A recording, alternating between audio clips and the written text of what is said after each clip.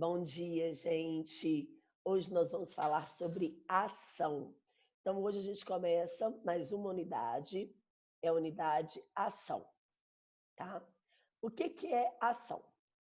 Ação é um direito incondicional e constitucionalizado de movimentar a jurisdição pelo ato instaurador do procedimento. Ou seja, o direito que eu tenho de ajuizar uma ação, de ir até o judiciário, de processar, de buscar a efetividade do meu direito, é o direito de ação. Então, quando a gente conceitua a ação, normalmente a gente está conceituando o direito de ação, tá? A gente tem que pensar o seguinte: eu não posso fazer autotutela. Eu acho que eu estou aqui o semestre inteiro falando isso, tá? O que significa não poder fazer autotutela? Não poder fazer justiça com as próprias mãos. Não posso fazer autotutela, não posso fazer justiça com as próprias mãos, tá? E aí, eu tenho que resolver os conflitos. Já que eu não posso fazer justiça com as próprias mãos, eu vou ter que resolver de outra forma. Qual forma é essa? Buscando o judiciário. Se o judiciário me coloca entraves para poder ajuizar determinada ação, ele está me colocando entraves para poder resolver conflitos. Ele está me colocando entraves para poder resolver pendências. Então, ele não pode fazer isso. Por isso que eu tenho um direito de processar, de buscar o judiciário, que a gente fala que é incondicionado. Ele não pode sofrer condições. Porque se ele sofrer condições, gente, eu tenho aí condições para o próprio exercício do direito, tá? Para a própria efetivação do direito, para a própria resolução dos conflitos. Então, o direito de ação é um direito incondicionado e constitucionalizado. Por que ele é constitucionalizado? Porque ele está previsto na Constituição, né? Então, se a gente for lá na Constituição, no artigo 5º, inciso 35, a gente vai ver que está escrito assim: a lei não excluirá da apreciação do Poder Judiciário lesão ou ameaça a direito, tá? Ou seja, quando eu falo que a ação é um direito incondicional e constitucionalizado, ele é incondicional porque o judiciário tem que resolver os conflitos. E constitucionalizado porque está previsto na Constituição, tá? Então, eu não tenho problema nenhum, eu não posso ter problema nenhum de acessar o judiciário para resolver os meus conflitos, porque eu só posso resolver por lá, não posso fazer autotutela, tá? Então, ele é incondicional e constitucionalizado, que está previsto no artigo 5º, inciso 35 da Constituição, tá? Agora, temos que tomar um pouquinho de cuidado com isso aí, galera, porque a gente não pode ver o direito de ação como simplesmente um direito de ajuizar uma ação. Realmente, eu posso processar quem eu quiser, tá? Eu posso processar até o coronavírus, se eu quiser, tá? Posso processar até Deus, se eu quiser. Eu vou poder ajuizar a ação, tá? Não quer dizer que eu vou ganhar, porque existem ações que não têm o menor fundamento, né? Mas ajuizar eu posso. Uma coisa é o meu direito de ajuizar a ação. Outra coisa é garantir um direito que não existe ou que não faz o menor sentido. Mas o direito de ajuizar eu posso. Então, eu olhei para sua cara. Não fui com a sua cara. Ajuizo uma ação com você, contra você. Posso? Posso. Problema nenhum, tá? Vou ganhar? Provavelmente não, se você não me causou nenhum dano, né? Mas posso ajuizar a ação, tá? Agora, direito de ação não pode se resumir a isso. Direito de ação não pode se resumir ao poder ajuizar uma ação. O direito de ação é mais do que isso, tá? Então, o que o professor Rosemiro Pereira Leal fala? Que eu divido o direito de ação em dois, que é o direito de agir e o direito de petição. Essa expressão direito de petição é uma expressão do Eduardo Couture, que é um processualista espanhol. Direito de petição é o direito de ajuizar a ação, tá? Então, o direito de ajuizar a ação, ele está englobado no direito de ação, é o direito de petição, tá? Mas eu tenho mais do que isso. O meu direito de ação é mais do que isso. Não só ajuizar a ação, mas participar de todo o processo judicial, participar plenamente. A gente fala que até o réu tem um direito de ação. Ele tem o direito de agir dentro do processo, produzir defesa, produzir provas. Então, o autor exerce seu direito de ação. Quando ele ajuiza a ação, sim, com direito de petição. Mas mais do que isso, além do direito de ação de ajuizar a ação, ele tem também o direito de participar de todo o processo, que é o direito de agir. Então, o direito de ação, ele funciona de duas maneiras. Direito de petição, de ajuizar a ação, e direito de participar do processo, que é o direito de agir. Direito de petição mais direito de agir dá o direito de ação, tá? Ok? O que é esse direito de agir? É tanto o direito do autor de participar de todo o processo, como do réu também, de participar do processo. E o réu, queridos, pasmem, acreditem ou não, ele também faz um pedido quando ele ajuiza a ação, quando ele se defende de uma ação. Qual o pedido é esse? A gente fala que é o pedido de uma sentença declaratória negativa. Ele quer que o direito do autor seja declarado como o quê? Inexistente, né? Então, inclusive, ele faz também um pedido, tá? Então, tem direito de ação, tanto o autor ao ajuizar e participar de todo o processo, como o réu ao se defender e produzir provas, também está exercendo o direito de ação, tá? Esse conceito de direito de ação, ele foi crescendo ao longo dos anos, né? Ele foi crescendo ao longo do tempo e foi modificando. Por isso, para a gente entender como é que foi essa evolução do conceito de direito de ação e como a gente enxerga hoje, é necessário que a gente estude as teorias da ação. Mas não descabela, não. Que não são 7 teorias igual do processo, não. São só 5. E a gente vai estudar todas nessa aula mesmo, super tranquilo, tá? Então, vamos lá, recapitulando aqui. O que é ação? A gente conceitua a ação como direito de ação, que é um direito incondicionado e constitucionalizado de movimentar o judiciário, tá? É um direito incondicionado, porque o judiciário não pode se negar a resolver conflitos, já que eu não posso fazer autotutela. E ele é constitucionalizado, porque é previsto na Constituição. Ele não engloba só o direito de ajuizar uma ação, que seria o direito de petição, mas também o direito de atuar em todo o processo, de acompanhar, de participar do processo, que é o direito de agir, tá? Então, recapitulando isso, passamos agora para as teorias da ação. São 5. A primeira teoria da ação que a gente vai estudar é a teoria imanentista, tá? É uma teoria do Savigny, de 1840. A teoria imanentista, ela não conferia autonomia à norma processual. Ela achava o seguinte: para cada direito correspondia uma ação, e a ação só existia se existisse o direito, né?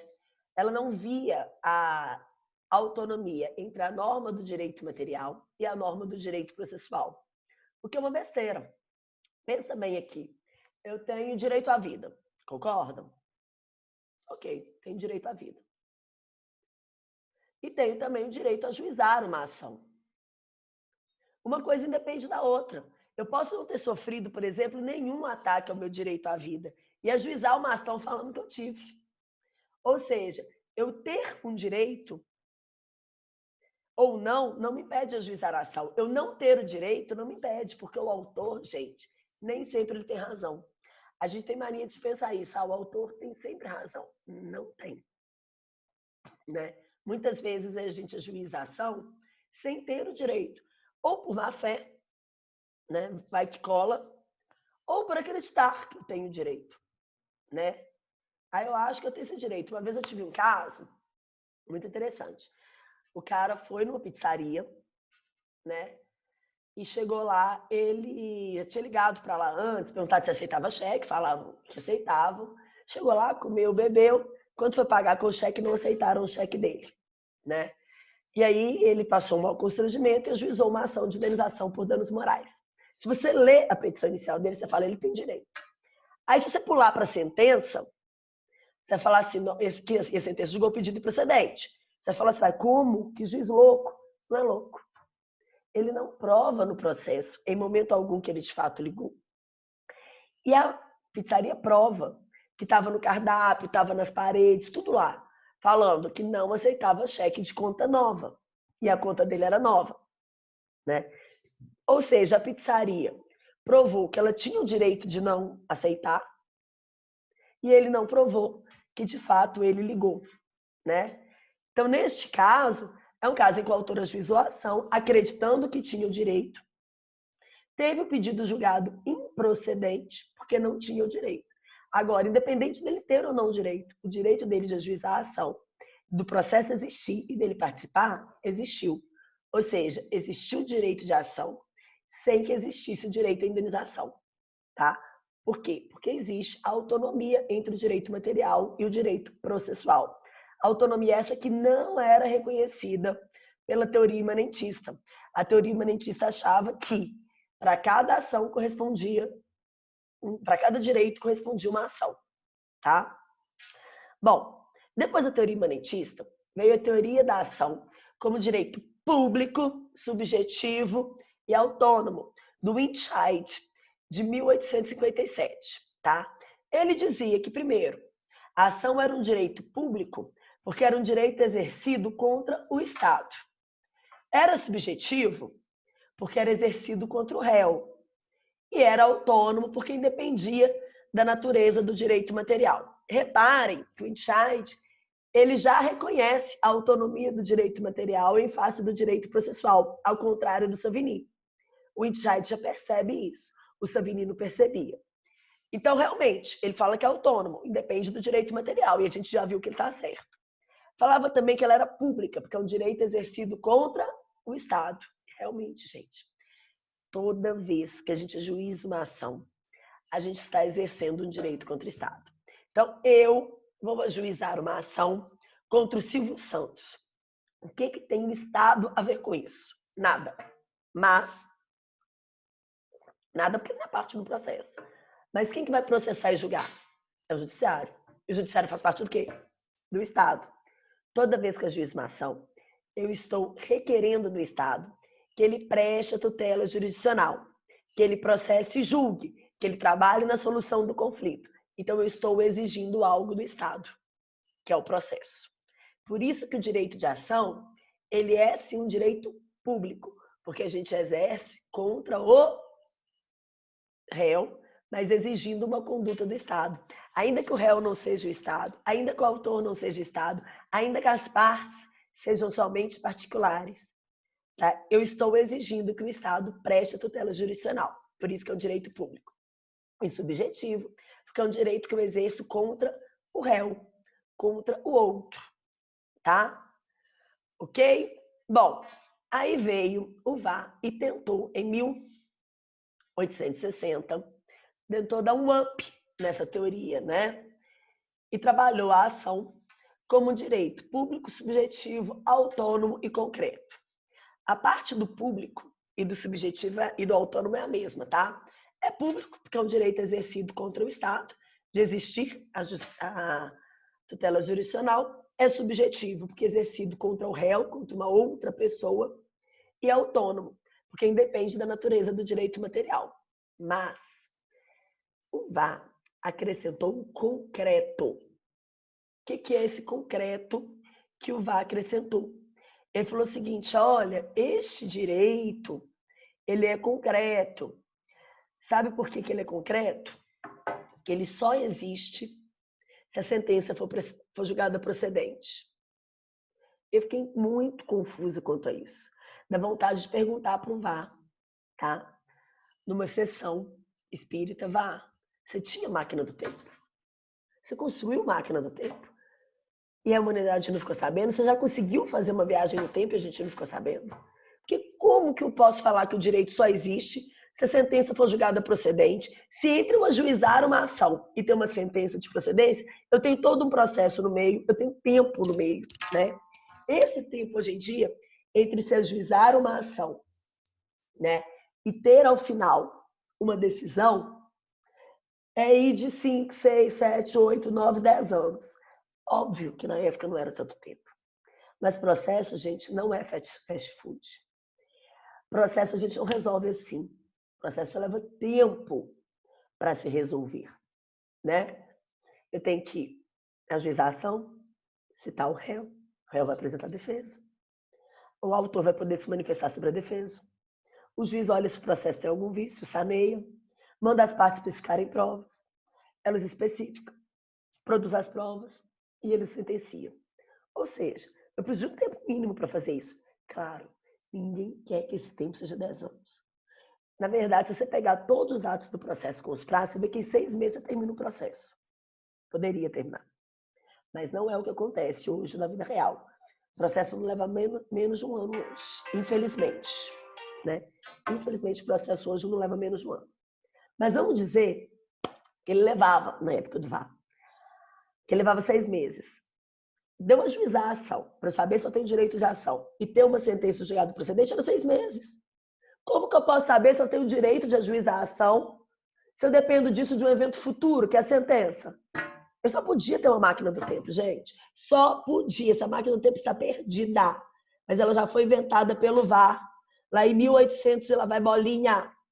1860, nós estamos perdendo a chance de viajar no tempo há mais de 2 séculos. Olha que absurdo isso.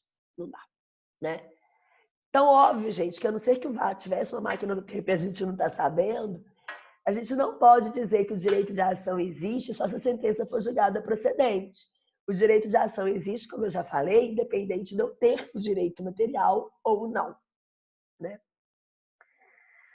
Bom, a próxima é a teoria da ação como direito público, subjetivo, autônomo e abstrato do PLOS, em 1877. Ele vai manter que a ação é um direito público que se exerce contra o judiciário, subjetivo, que se exerce contra o réu, e subjetivo, que se exerce contra o réu, e autônomo, que independe do direito material, tá? Mas ele fala também que ele é abstrato, tá? Que é um direito incondicional de movimentar a jurisdição, independente do direito material, independente da sentença de mérito, da sentença julgar o pedido procedente ou não, dar ganho de causa para o autor ou não. É o direito de eu ter a tutela jurisdicional, né? Eu tenho aí o Estado tutelando o direito e processando e julgando a ação, independente de eu ter o direito ou não. É algo bem parecido com o que a gente tem hoje. E a gente poderia muito bem ter ficado com essa teoria se no meio do caminho eu não tivesse o Lieberman, né? Já contei do Lieberman para vocês. O Lieberman era um italiano. Ele fugiu do fascismo italiano, né, na década de 40, veio para o Brasil, estabeleceu-se na USP, em São Paulo.